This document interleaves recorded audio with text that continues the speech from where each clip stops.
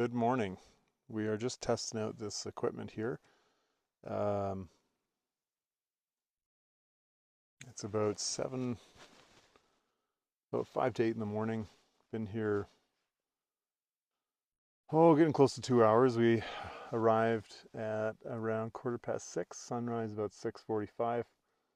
And as you can see, I'm wearing my whites because it is winter up here. You can see this.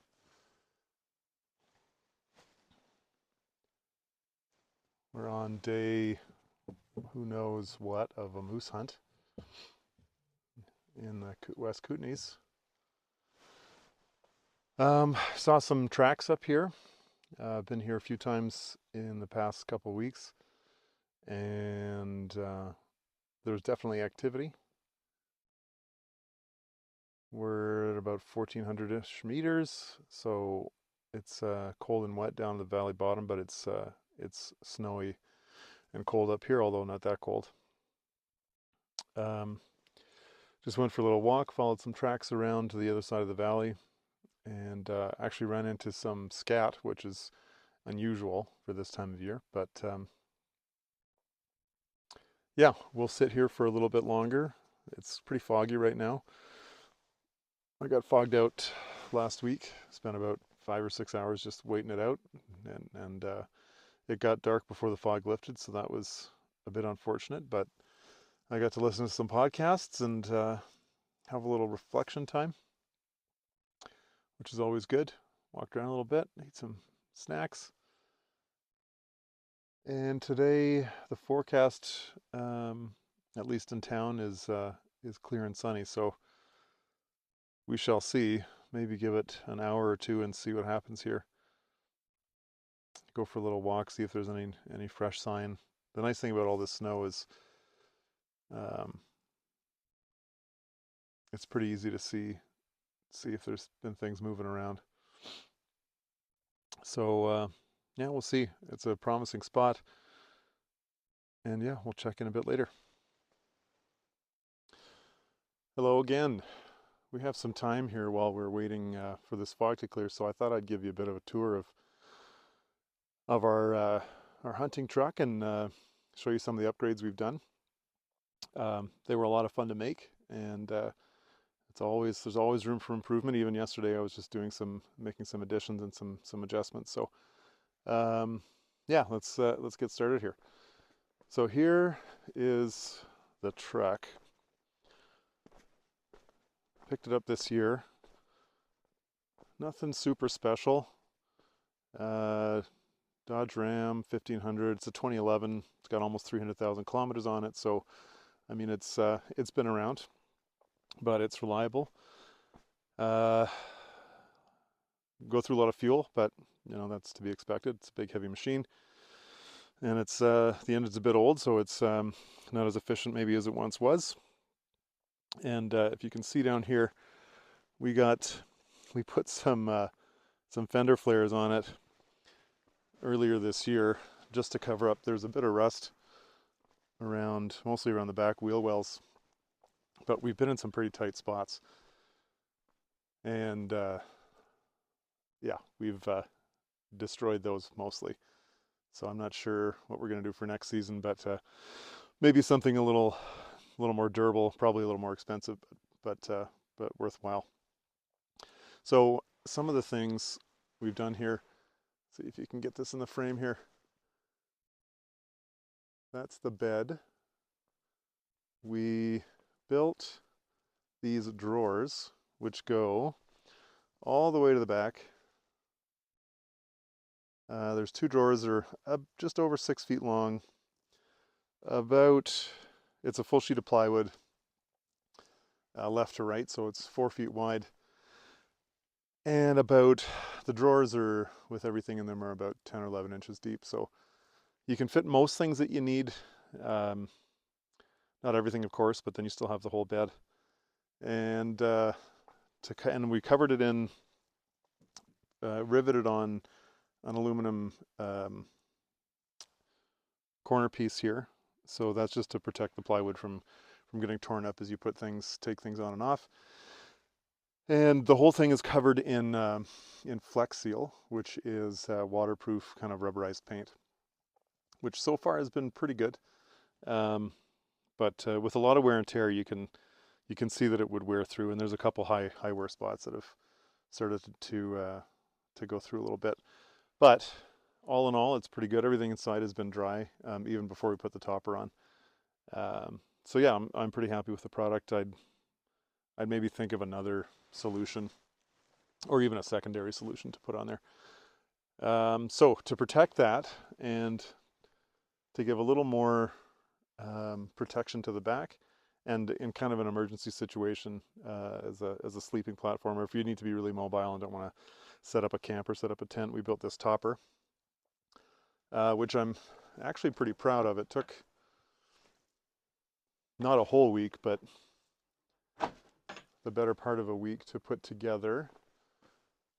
And I'll show you. Just yesterday, I put these gas struts in. So this is pretty cool. This reminds me of like Star Trek or Star Wars doors opening. I don't know if you hear that sound. You can catch it. But anyway, here's the inside. Pretty roomy. Like I said, it matches the bed of the truck. About 6 feet long and 5-ish feet wide. I have slept in there once. The only problem really is that if you have the drawers in there and then sleep in it, if you sit up too fast, you're going to smash your head on those rafters. But you can see in there. But so far, it's I'm very happy with it. I'll do another video detailing it a little bit more, but it's not as heavy as it might seem. It's I've gotten it on there on and off a couple times with the help of a friend. Excuse me. And I didn't weigh it exactly, but I'm guessing it's 250 pounds. So it's not crazy. It's just like having an extra person in the back. Really quickly, it's made of 2x4s as the frame, a really light sheathing of a 1/4-inch plywood, some roofing paper, and then some local cedar from one of my friends who has a mill on his property. And a couple of things we did. There's a little air vent all along each side. And I thought I had the angles right, but there was a kind of a sideways rainstorm. A little bit of water got in, so we put that metal flashing along the top there, along both sides. So yeah, that is that.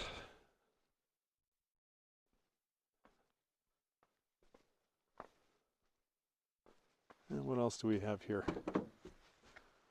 Here's the back seat. It's a bit of a mess right now, but you can see on the backs of the front seats, we've got these tool holders, rifle holders that you would use on an ATV, and they're just clamped to the back of the headrests. So they're pretty good for relatively quick access if you happen to spot something from the road. Of course, you have to keep things unloaded when they're in the car, so it takes a sec, but it's quicker than pulling them out of something else. So yeah. And lots more storage, lots more ideas to come for the back. I was just working on a sliding side, which I'll show you quickly here. Just did proof of concept yesterday. So it's just the idea. There's that satisfying gas strut. Yeah, and it goes up all the way. So you can see over here, there's that panel right there.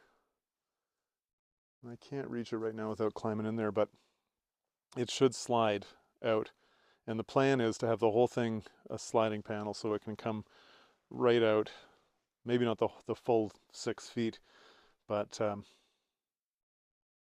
maybe 4 or 5 feet, and leave a foot in there. But you can put all kinds of storage in there, because you know, the other thing about these drawers and with the topper on it is it's kind of a pain in the butt to have to crawl in there, especially if something's way at the back. So the ability to just pull things out from the back is should be quite helpful. So anyway, I will keep you updated on that. And yeah, that's the status of the truck. It's going to be it's a work in progress, and we'll keep improving and refining and testing out the gear and seeing what else we can do to make it better. Okay, see you later. Hi again. I'm trying to be quiet because I'm actually out on a hunt right now, but I wanted to show you that this fog is maybe clearing. I'm going to turn it around. I don't know if you can see down there. Those clouds kind of rolling through. But at least there's some visibility, so fingers crossed. Keep checking it out. I'll check in later. All right, we are still, as you can see, in the fog here. It is just past 9, I think, in the morning, so we've been here close to 3 hours. Done a little bit of looking around, gone for some hikes, had some snacks, drank some coffee, made some plans, looked at maps. And like I said in a previous video, we got fogged out almost the whole day last week. And that's kind of the hunter's dilemma, is when do you pull the plug and go somewhere else? But my thought is, I'm here, there's sign, visibility is not great, but if I pull the plug, pull the ripcord now, and drive off this mountain, and incidentally, I happen to be kind of on one side, like accessing this region from the opposite side. I'd have to go all the way out, around to the other side, and up another valley. So that's a lot of driving, and the forecast, as unreliable as it can be here, was for a sunny day. So I decided what I'm going to do is go up some of these old roads, up to the top of this peak, follow some roads if I can, bushwhack a bit if I can through some cuts, some clear cuts, and then do a bit of a loop, end up back above the truck and come back down. On the map it says it's about 6 to 7 kilometers depending on how you slice it. So even at slow going, that's 2-3 hours tops. So I should be back here by lunchtime. And I just wanted to give you a bit of a talk on the loadout here, some of the gear, and some basic tips for some less than ideal backcountry survival. So I have taken a layer off. I had a puffy kind of overlayer on top of my jacket. I've taken that off because a lot of this is going to be uphill hiking, so I'm going to get pretty hot pretty quickly. I've got 260 weight merino wool long underwear, tops and bottoms on right now, and on top of that I've got the Talus pants, the KUIU pants. So they're kind of mid insulated, but and of course the whites on as well. You can see here, which are just a layer. They don't really add any insulation, but once you start moving, you get pretty hot. And I've got my winter Keens on as well, which are high tops, so they're quite warm, and the heavy merino socks as well. An important part, at least for the bottoms here, is, if you can see, these have zippers that open the side, as do the Talus pants. So that gives you some vent, just some cool air to keep you from sweating, because that's the killer up here, is that if you start huffing and puffing and start pouring sweat when it's around freezing, once you stop moving, it's at best uncomfortable. At worst, it's actually pretty dangerous. If you're standing still for quite some time, you can cool off really quickly. Especially in this terrain, or this climate, I should say. It's an inland temperate rainforest, so the temperature's not terrible. It's probably -1 or 2 right now, but it's basically 100% humidity, which is similar to where I grew up in eastern Ontario, southern Ontario, and southern Quebec, where the humidity just makes everything worse, both heat and cold. So yeah, managing your temperature is important. Trying not to sweat. So I'm going to pace myself. I'm not not going to push it and try to run up this hill. Looks like if I get to where I want to go, I'll be going up about 300 or 400 meters. So it's, you know, over 3.5 kilometers up. So it's 10-ish% grade. So it's not nothing. Otherwise, we'll do a quick gear rundown. Have my day pack on. Fairly small. I forget the exact size. I think it's 3,000 cubic inches. I don't know what that is in liters, but it's you can see kind of a medium-sized pack. It has the frame on it for carrying meat in between if you need to. Water bottle on that side. Water is one of the more important things. A little cushion to sit on there in case you find a good glassing spot. Just something basic like that makes a big difference, so you're not sitting just right on the ground for both water and moisture. Otherwise, in the pack, I have a little snack. I don't expect to be gone too long, and there is food in the truck when I get back. If I need to make a hot meal, just some ramen, some noodles, boil some water on the stove. But in the pack, just an apple and a protein bar. I've had a pretty good diet already today. Probably, I didn't count exactly, but 1,500, 2,000 calories already today. Lots of protein, so I think we're good for a little while. And I can just drink water if I get really hungry. And in the pack itself, besides the snacks, just some more winter gear. So the packable puffy top and bottom, just to keep the warmth up if I stop moving or if it gets really cold. And some bigger gloves. I have these kind of mid-weight gloves, just to have something on my hands while I'm going, but nothing too hot, so I start sweating profusely. Otherwise, just the rest of the day gear. Got my hat on, my toques in the pack as well in case my ears get cold. But of course, there's several hoods here on all my tops that I can use. Chest pack keeps getting bigger and bigger, and that's kind of the dilemma for, you know, whether it's summertime backpacking or world backcountry hunting. Is you want to be as light and maneuverable as possible. You don't want to be lugging around 80 pounds, but you also, you know, we're in the middle of nowhere with no cell service and nobody's coming to help unless, you know, and even if they did, it would take a while to get here. So you have to be pretty self-sufficient. So it's a trade-off between what you need and what you want to carry, and how much weight you're willing to lug around. So really quickly in the chest pack, obviously binoculars. They're 10 by 44 Zeiss Conquest, I believe. Kind of nice trade-off between size and weight and magnification. On the other side here, I have my Havalon with some backup blades in case we're lucky enough to get something to do a bit of carving or skinning in the field, field dressing. And cell phone obviously in my hand, with all my tags and firearms license. Garmin for emergencies. I don't turn it on because the iPhone actually can send satellite texts, which is a pretty cool new feature. But if it gets really bad, sending an SOS with the Garmin is ideal. What else do we have here? A little small knife here because you can never have too many blades, and you don't want to use the Havalon for kind of utility stuff. A blade sharpener in here, and a little lens cleaner as well, just in case the rifle scope or the binoculars get gummed up. And I think, oh, there's a lighter in there as well. And what else do I have? Got some extra rounds. For the rifle, I've got a headlamp, just standard in my pocket. I've got my, probably can't see it under my pants there. No, you can't. But my just general purpose hunting knife, my heli knife.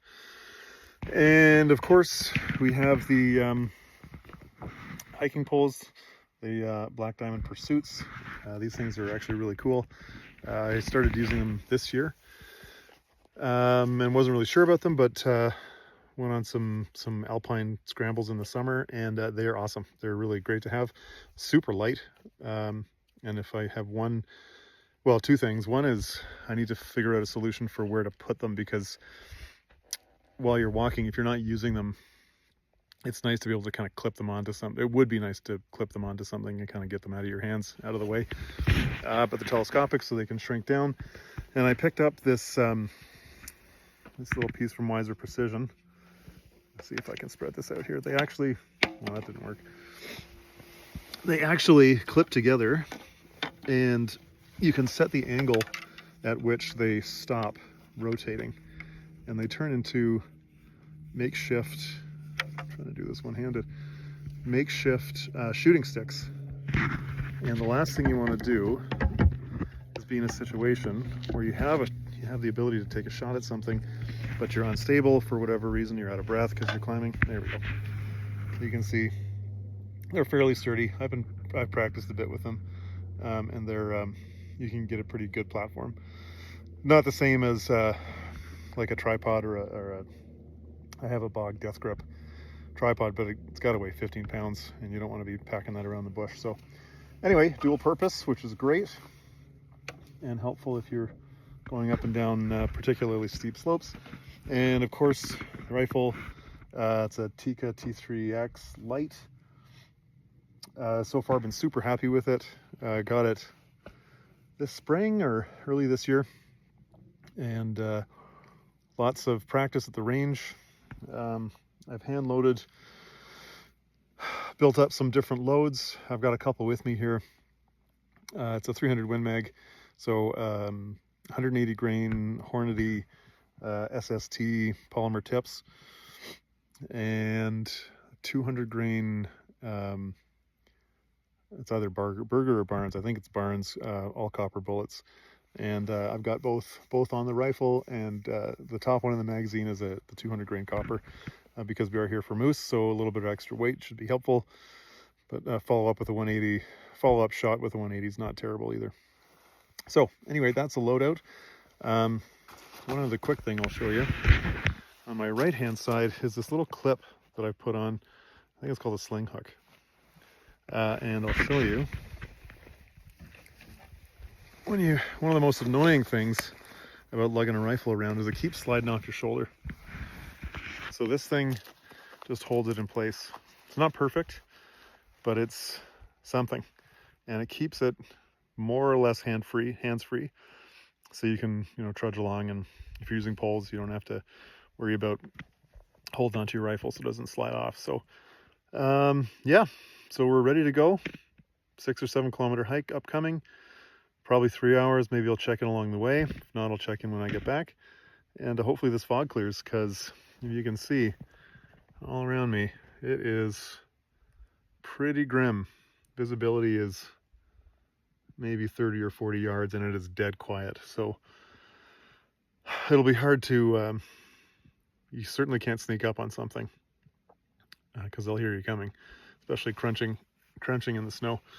So anyway, wish me luck. I will talk to y'all soon. Okay. Hi everybody, quick check-in.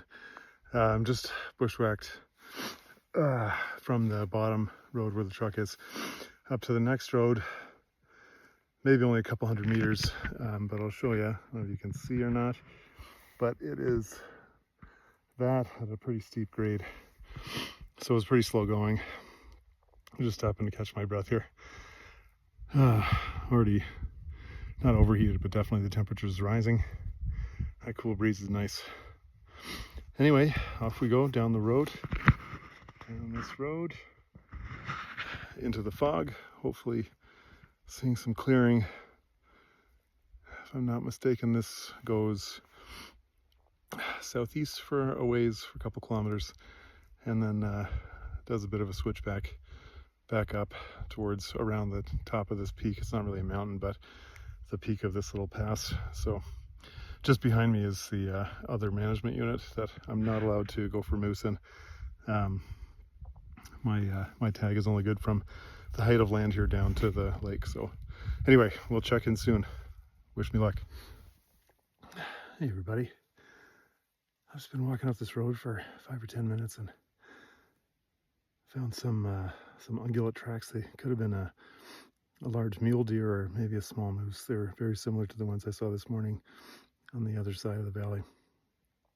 No scat, but relatively recent as it is. There's a light skiff of new snow, but I just wanted to show you this because I've been following these tracks. Let's see these for the past few minutes.